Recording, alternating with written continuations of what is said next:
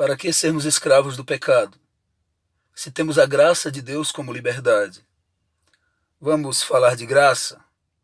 A palavra de Deus para a nossa vida hoje está no livro de Lamentações de Jeremias, no capítulo 5, e os últimos versos, 21 e 22, que diz o seguinte: Converte-nos a ti, Senhor, e nós nos converteremos.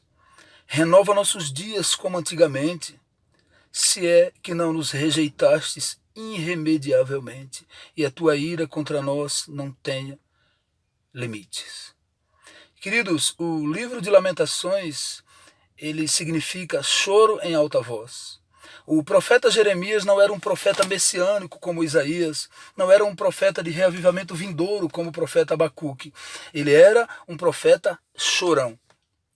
Nós encontramos expressões de tristeza e de angústia, vários salmos poéticos de tristezas, e quase todos os livros proféticos, com exceção de Ageu, tem alguns momentos onde o profeta chora, lamenta por a situação de Israel. Mas o livro de Lamentações ele é feito completamente através de choro. Jeremias escreve Lamentações chorando.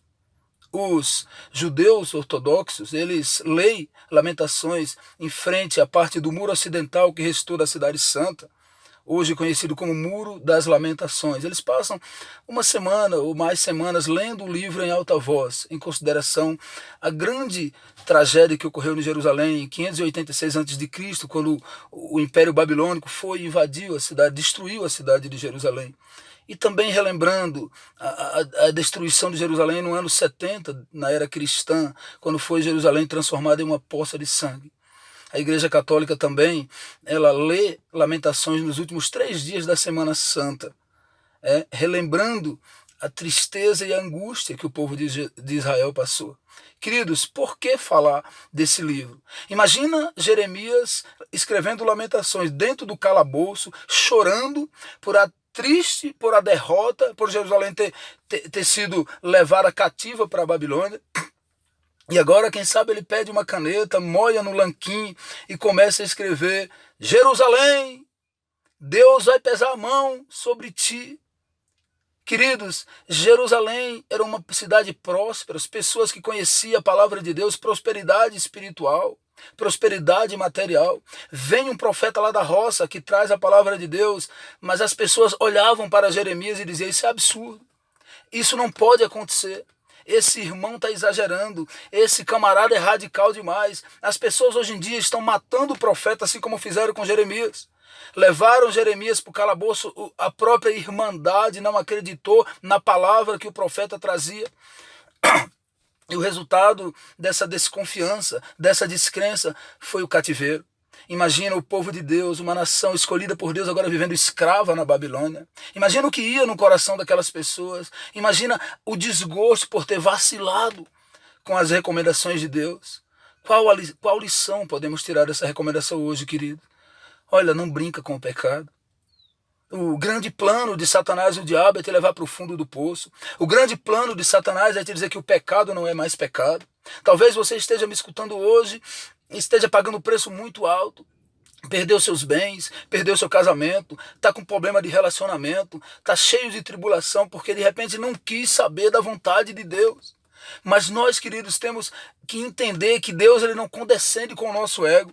Ele não trabalha da nossa forma, ele tem um padrão de obediência e nós precisamos, através da fé, buscar a ele para que ele implante em nós esse desejo de obedecer espontaneamente e amar o Senhor Jesus. Não dá para chegar no céu com o nosso conceito, não dá para dizer que queremos ir para o céu do nosso jeito, ao meu modo. Não, não é o meu modo, não é o teu modo, é o modo de Jesus Cristo. Para de ficar achando que a internet não tem nada a ver, para de ficar dizendo que as brigas que acontecem diariamente na tua casa não tem nada a ver, para de ficar enfatizando que as fantasias que tu usa comprada no sex shop para excitar o teu marido ou a tua esposa não tem nada a ver. Para de achar que Deus não está no teu leito, que Deus não está na tua casa e que essas coisas são particulares tuas. Não, Deus te vê 24 horas por dia, Ele sabe da tua intimidade, Ele sabe dos teus momentos, Ele conhece os teus pormenores. Deus quer santificar a tua vida, santificar a minha vida. O salário do pecado é a morte, mas o dom gratuito de Deus é a vida eterna. Bendito seja o nome do Senhor. Não vacila com o pecado. Não brinca com o pecado, tem cuidado com as raposinhas. Nós temos uns problemas que nós olhamos problemas que nós olhamos para o pecado grande, mas esquecemos do pequeno. Nosso grande problema é as raposinhas. Nós olhamos para os pecados pequenininhos, uma novelinha hoje, um filme amanhã, outra ideia aqui, outra brincadeira acolá. Deus, ele não trabalha assim. Cuidado com as raposinhas. Antigamente, no Israel antigo, as pessoas plantavam grandes vinheiros, grandes roças de parreiras, e quando tinha um problema, eles iam colher a uva, mas a uva ela não estava prosperando. Vinha a florada bonita, começava a dar os frutos, mas os frutos eles não cresciam.